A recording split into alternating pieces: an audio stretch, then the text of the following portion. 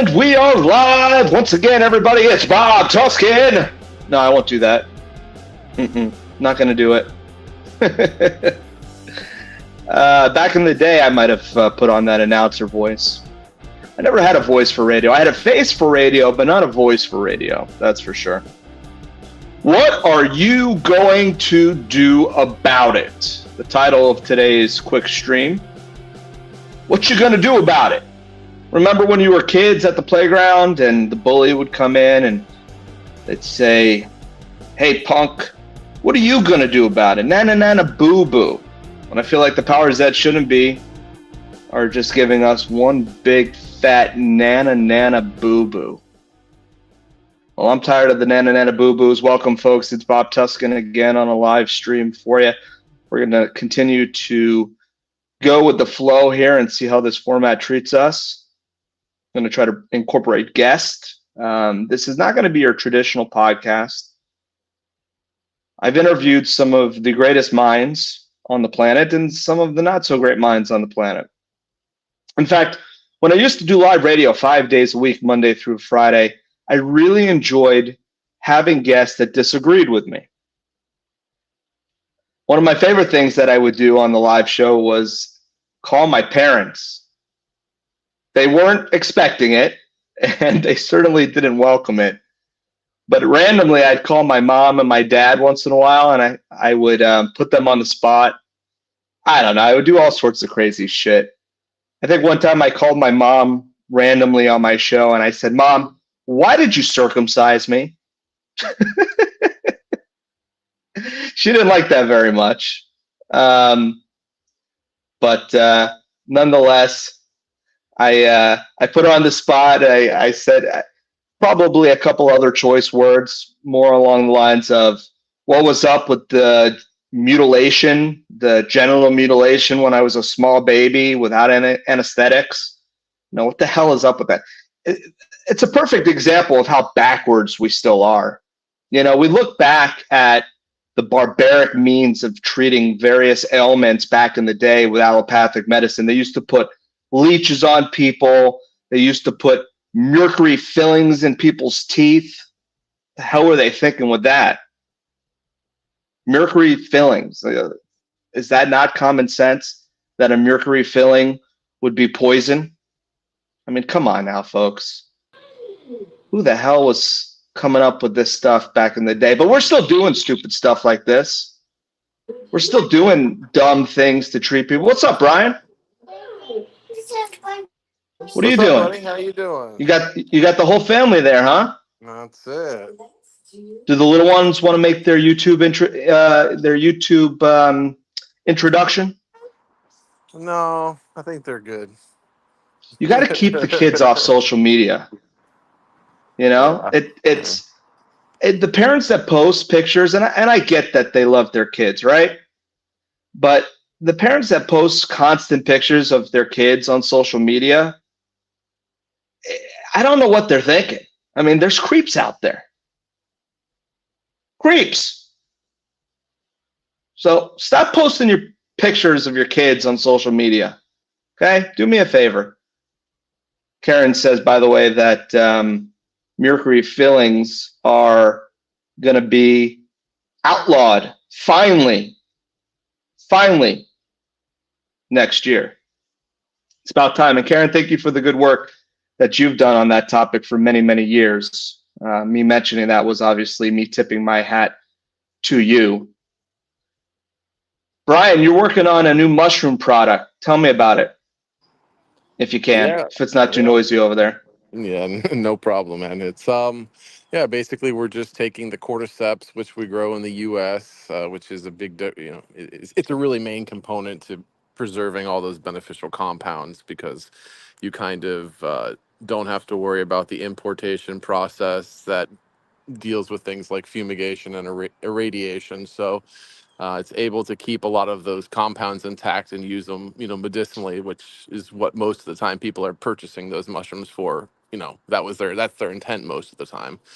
So they are grown in the U.S., and what we've found is that sometimes just eating the mushrooms are kind of difficult to get to the dosage that you want, or maybe less convenient to do on a daily basis. And so we've looked at a lot of other tinctures and stuff that are out there, and because they don't manufacture the cordyceps themselves, they purchase them from overseas. You're not really getting the mushrooms that you want, and because they don't manufacture them, you're also not getting the dosage, like the high quantity dosage that you would want inside a tincture. So basically, But our weren't you goal telling is, me that if they come from overseas, that they're irradiating the mushrooms in order to import them? yeah. So customs has certain processes that any kind of like food, or agricultural has to go through in order to make it into the country. And it's really to ensure that there's not any kind of pest or fungus that they don't want that could potentially, jeopardize the ecosystem here in the U.S. So part of the precaution is they do either irradiation or they do fumigation. And so what that does is it directly disrupts, the beneficial compounds like cordycepin, which is, why people will pay hundreds of dollars a pound for these mushrooms and not, a couple dollars a pound. It's really to Yeah. seek those medical benefits. But then they go and they see them online. They're like, wow, China's so much cheaper. We could just get them there. Like, so for example, just to give you an idea, maybe they're $50 from China, but they're, $400 or $500 here in the U.S. And so, originally when you think about that, you may have sticker shock, like, why would I pay that? I'm just going to go get the other mushrooms. Problem is that first of all, let's just say if they're grown to the same standards as U.S. growers are held by the USDA, which we know there's a lot of problems, especially if they come from China, with the purity of the water that they use, the medium that the mushrooms grow on. Have these mushrooms that you're buying that are dried already been in a tincture, and now they're dried, and now that they're able to resell them after they've extracted the nutrients from them. And then because there's a lot of things that may not be totally on face when you're buying a product overseas. You don't have those same type of safeguards in place. So with us, we're a USDA inspected facility. We have to go through that. We have to make sure we have clean water, and we have to show all the ingredients that we grow our mushrooms on. And so it's a whole nother level. But let's just say if they did the same thing as us, if they grew the same way as us, um, which we know is most likely not the case. If, Yeah, right. if they did, um, what's the difference between an apple that you pick off the tree and an apple that's been sitting on the shelf for 2 months? You know, Obviously Sure. there's going to be a degradation of those important compounds, which are beneficial to your body. So use that reference. If they're growing them to the same standards, by the time you transport them from China or Russia to here, you spent weeks if or months, in Yeah, they lost transit. their nutritional value. Yeah, and you have, they're not in refrigerated containers. They're gonna have fluctuation of temperatures, humidity, all that things which affect the compounds when you're trying to preserve them for their medicinal properties. It's not just for flavor, right? Now let me Um, ask you this question. So the farmers market here in my hood, they sell all sorts of cool mushrooms. They have lion's mane mushroom. They have, I don't know the names of all of them. I know the lion's mane. That's a good one. yeah, they have And probably I've like looked them up, chaga, reishi. There's but they're all lots of edible turkey tail. mushrooms. Yeah, They're all edible ones that are for culinary use. yeah, So, and some of the ones you just mentioned, they're not for culinary use, right? They're not very good. yeah. Primarily, no. Yeah, but lion's mane you'd say is a culinary use. Yeah. Right. So if I was to try to capture all the benefits in my diet from eating mushrooms, obviously I'd stay away from things like portobellos and the button mushrooms, right? But Hmm. could I actually receive benefits or eat enough of these mushrooms to receive the benefits of the various cordyceps and whatnot that are in the shrooms?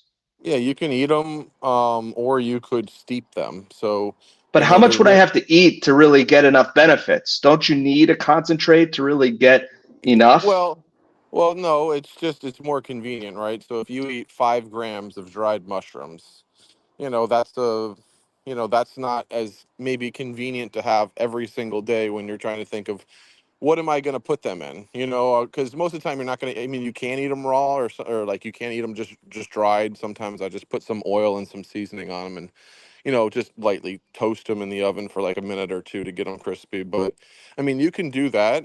That has 100% of the beneficial compounds and actually has more chitin in it, which is a non-digestible fiber, which you really can only get in cordyceps. Most of the time, it's found in like sea creatures, in the shells of the sea creatures, crustaceans and stuff. But anyways, you can actually get that with the mushroom, which is kind of an interesting little caveat to it. But yeah.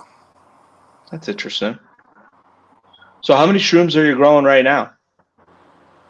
Well, right now, I mean, you don't really count them. I mean, this is goes by cakes, I guess you would say. We have hundreds of cakes growing right now, and it's really because you know we've had this new tincture that we're working on that's just really received some really positive feedback as far as helping people that had inflammation and people that with cancer, things like of that nature. There's been people that have been buying it, and there's a lady now that's going to be referring it to one of her support groups because she just feels so strongly about it. So it's that was kind of our goal, is how can we take a mushroom that's maybe less known and put it and make it available so people can use it every single day for the health benefits. And Now, really, the can only way people we grow could them do that. themselves? Is that difficult to do? It's extremely hard to grow the type of mushroom that we grow, which is cordyceps. That's why it demands such a high price. The hardest part of it is the sanitary environment that it's in. Like it competes in the same environment as mold, essentially. So if you get any kind of contamination in your cakes, pretty much your cakes are done. So that's why with us, we have to make sure that we use a laminar flow hood for the injection, and we have a certain process that we put it inside sealed containers, which then we autoclave to sterilize the medium. And there's a lot that goes into it. Can you do it at the house? If you knew our process, you could probably do a small batch if you really had like an additional room set up for it, but you couldn't just do it How about the outside or dudes do that it used to grow the cubensis back in the day in their closets? Could those guys do it? If you could grow cubenzas, they would grow in a similar environment to where you'd need everything super sterile. They probably would be a little bit more picky than them, but if you had that ability, you'd be on track to be able to do something like this. I can't trip on mushrooms anymore, dude. I think the last time I did it was maybe 15 years ago, 10 years ago, something crazy like that. And I don't know. I don't know that I want to trip on mushrooms anymore. I don't feel like I'm gaining any additional neuro pathways or neuro whatever they call that. I mean, microdosing maybe. We've talked about the benefits of microdosing, but a full-on Terrence McKenna God trip, I don't know. I guess we're getting old.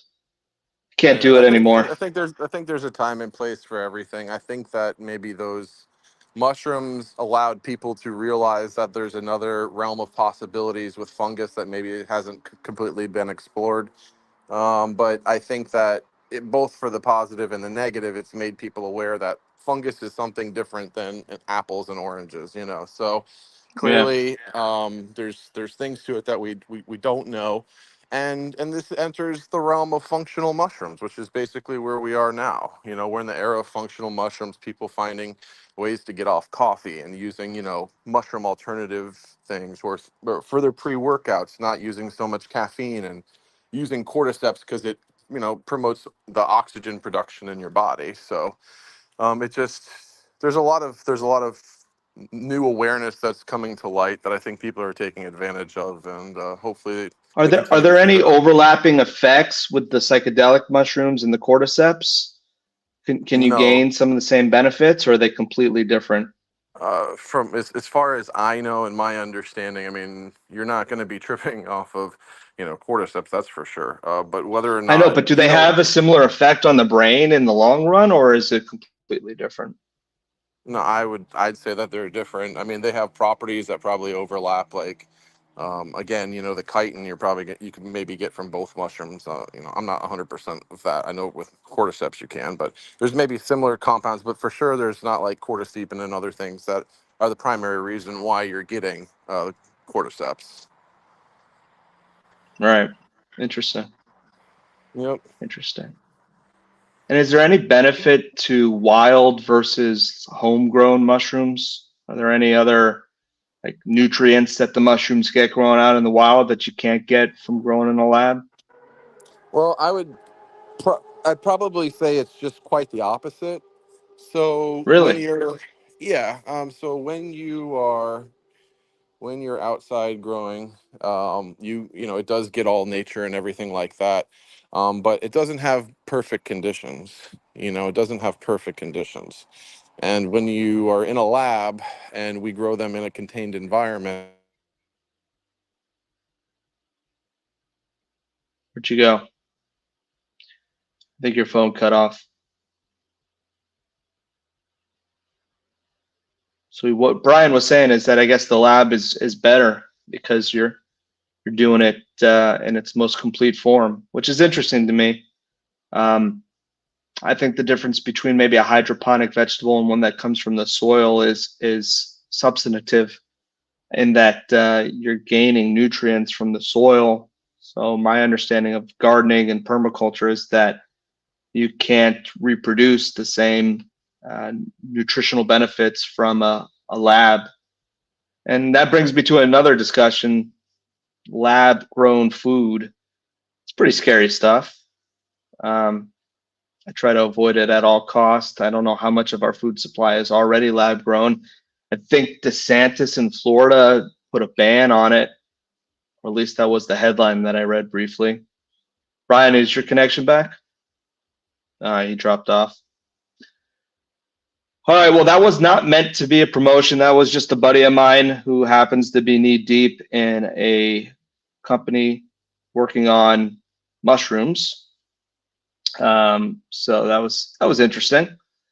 We'll continue to have just the random cornucopia of guests come on and join us. Let's see if we can bring Brian back on here. He's trying to got back. come back on here. Hey, can you hear me? Yeah, I can hear you now. Sorry about that. No worries. So yeah, I was talking about lab grown food for a second and how in most cases growing food in a lab is not ideal. It takes us away from nature, but what you were saying is somewhat counterintuitive, but it makes sense that mushrooms are a little bit different in that respect. I would akin it to marijuana. All right. So No marijuana. well, That's bad for you. Well, I'm going to tell you as far as this goes, right? You can take two seeds and you can throw one in the ground and just let it rain, and you can put the other one inside and you can give it, natural fertilizers, organic fertilizers and all that stuff. Which is going to come out better? I mean, I think we know that Yeah, somebody in the chat said, Karen in the chat said the same thing. So interesting. Yeah. Not that but I don't want to smoke the cannabis stuff either, man. Well, it's not about that. It's Can't just do about it. understanding that if you tend to your crop tends to give you the return better. I know, but isn't there something to be said about cannabis being too potent, being too outside of the norm now than it was? I mean, I don't know.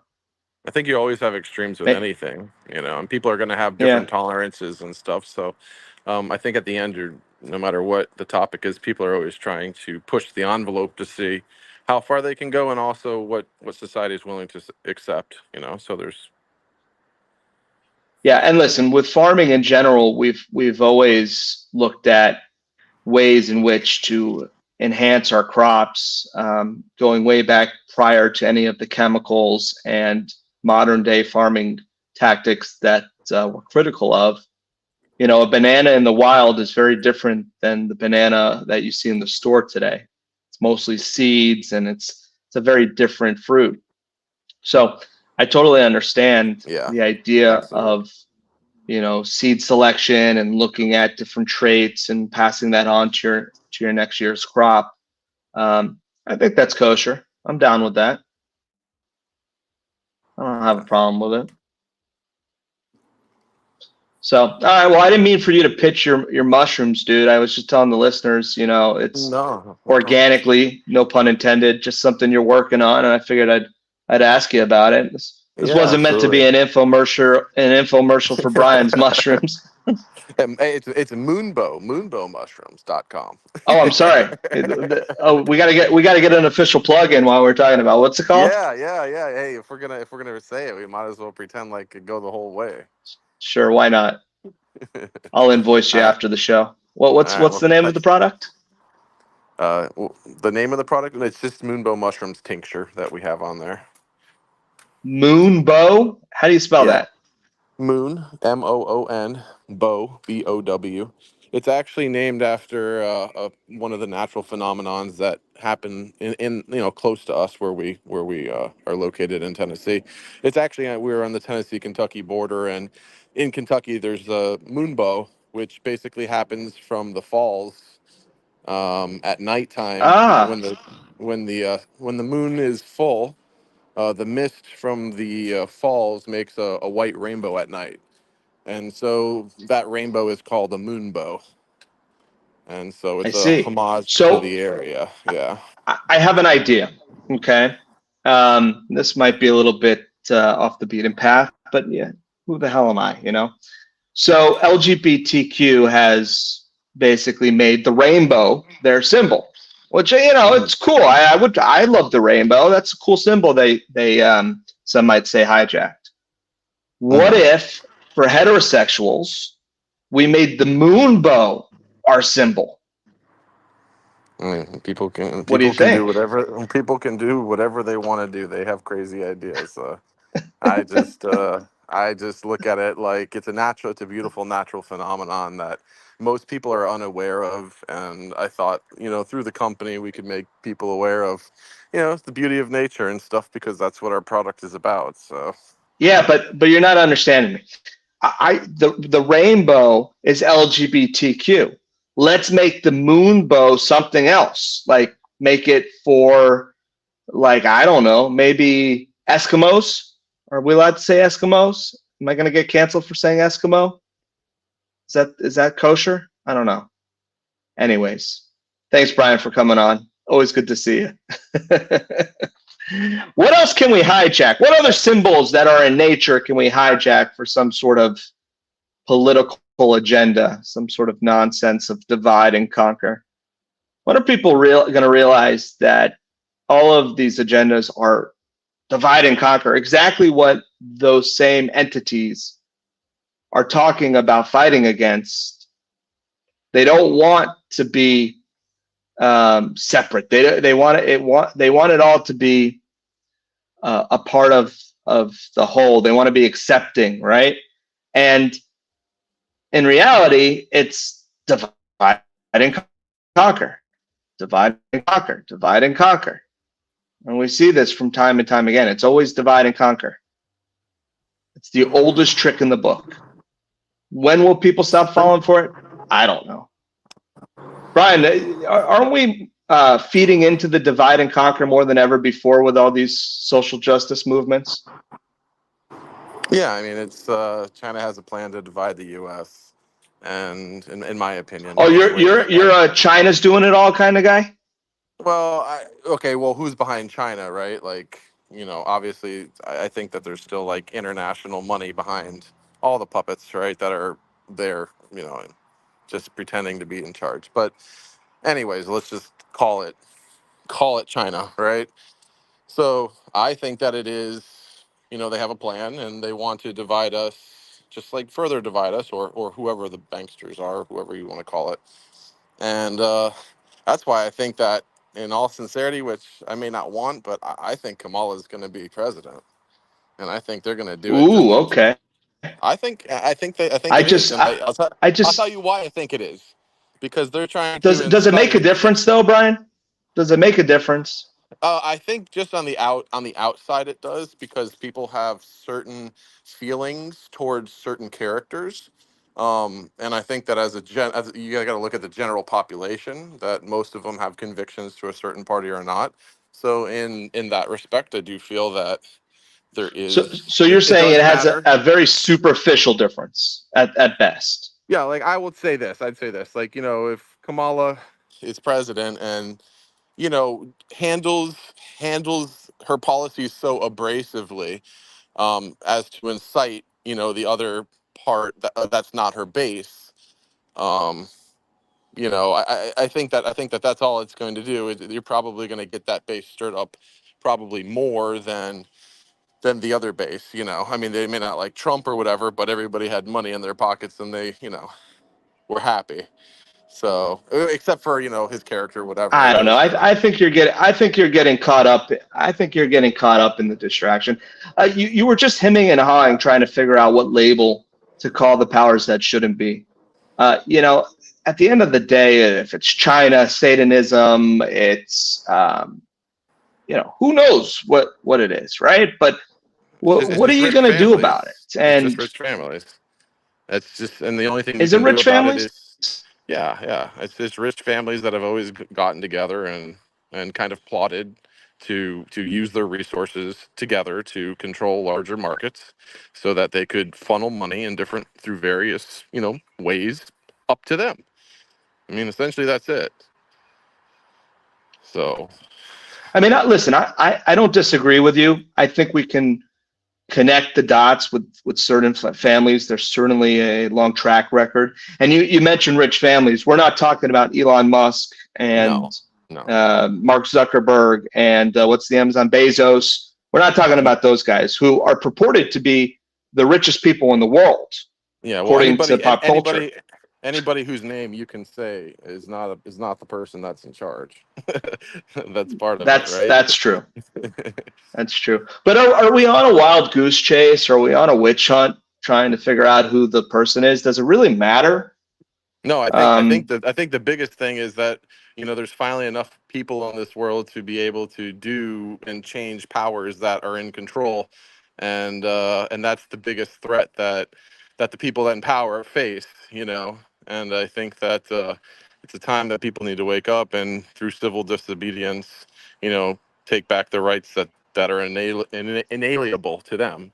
So by the way, dude, your preps are still being enjoyed by the mice in the barn. So I want to oh. thank you for that. Yeah, there you go. Forgot about Are, that. are you ever going to come get some of that stuff? Yeah, yeah. One of these days.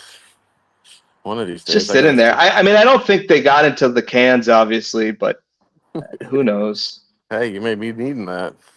Listen, I've gone through some preps over the years, and they say you have to use your preps, right? Because and then replenish them, because if you don't put them into circulation, then eventually they go bad, and you've wasted a whole bunch of preps. I'm horrible at that. I think I still have a 50-pound bag of beans that probably will stay good indefinitely, but as long as you store it right. But I still have a 50-pound bag of beans from 20 years ago when I first started getting serious about prepping. One of these days, I think I'll make some rice and beans with it. But in the meantime, it's been sitting there collecting dust for 20 years, which I guess is a good thing. Now, that being said, that doesn't mean that I'm abandoning preps because the preps that I had in store have not been utilized. Because at any point in time, the grid can go down. At any point in time, those preps will become handy. And then I'll be very thankful that I continued on that path of prepping. I think prepping is one of the best things you can do. Rather than talk about Kamala versus Trump, what do you got stocked up in case shit hits the fan? I find that to be a more productive conversation. When they say, what are you going to do about it? Well, I'm going to make sure that by all means, my family is protected. My family has food, water, shelter, the bare necessities, that we're able to not rely on our food chain, our supply chain, that we're not solely dependent rather on those things. I mean, right now we utilize them great. I think that we're in for a rude awakening if that's all we have. Thanks again for coming on, Brian. Always a pleasure. Yeah, Brian's had a bunch of preps at my place for a while now. I think the mice have gotten into it. I gotta help him save some of those preps. Folks, this has been a fun broadcast. I'm going to continue to do more of these. They will have more structure in the future, or maybe not. Maybe I don't need structure. Maybe this flow of consciousness is the way to go about this. Have more of my friends and family join me with a variety of different perspectives. Because I don't always agree with everyone, and we shouldn't always have to agree with everyone. I think the idea that we should bring people on that we solely agree with is a huge misconception. It's more preaching to the choir, and I don't think it's productive. It provides us with a confirmation bias, which is detrimental to critical thinking, and I think that's something to be wary of. I think if we get too caught up in our own bubble, we don't have people questioning us, and if we're not questioning others, and if we're not questioning things that we say ourselves, if we allow our ego and the choir to, and that's an issue. So bringing people on that I disagree with is something that I aim to continue to do, not to the point where it becomes disruptive, not to the point where it becomes unproductive, but to the point where I can sharpen my pencil.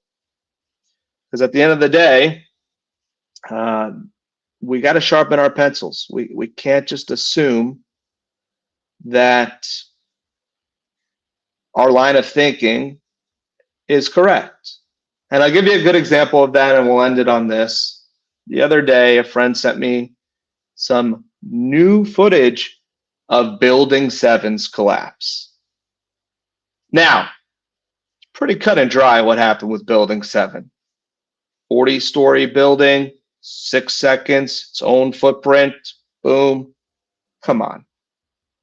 We know for a fact that that building had the aid of some other source of demolition, be above and beyond the office fires and the fallout from the other two buildings. We know for a fact that Building 7 could not have collapsed in the way it did, left to its own ignition. But at the end of the day, somebody sent me a video showing a new theory that a penthouse collapsed in a certain way, and it kind of showed this penthouse collapsing and that leading to everything else and whatnot. And I watched this video and I seriously considered it. I challenged my own views on Building 7, something that has become somewhat of a mantra for me. I've injected Building 7 into all sorts of things because it's such a apparent smoking gun that if you see that and don't intuitively understand what's happening, then you clearly are not in touch with critical thinking and logic. But again, somebody sent this new video to me presenting supposed new evidence, and I deeply considered it. Well, at the end of the day, folks, it was the same old Building 7. But I welcome the discussion.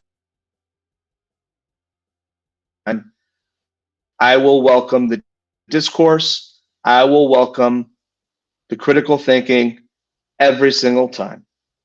And we will continue to be on that journey with these broadcasts as we continue to explore past, the present, and the future. All right, folks, good to see everyone. Nice to see some old faces as well. Hey there, Richard. Good hearing from you. It's always nice to hear some of the folks that have been with me for a while. You know, we're going on, I don't know, 20 plus years of the Bob Tuskin Show. Obviously, I've taken quite a break, but we're still here. I'm still alive. I'm just doing the Bob Tuskin Show in my day-to-day life. It hasn't been for public consumption, but it hasn't gone anywhere. And it's not going anywhere until the powers that shouldn't be take me out anyways. All right, folks. Love you. Take care. Good to see you again. Peace.